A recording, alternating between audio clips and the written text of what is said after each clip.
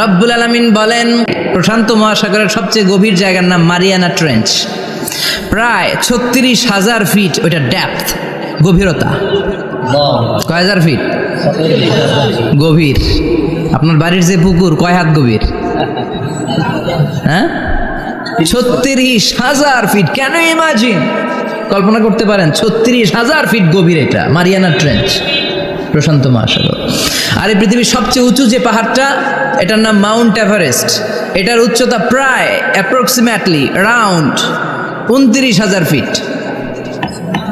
পাহাড়, পৃথিবীর সবচেয়ে উঁচু পর্বত শৃঙ্গ মাউন্ট এভারেস্ট ২৯,০০০ ফিট।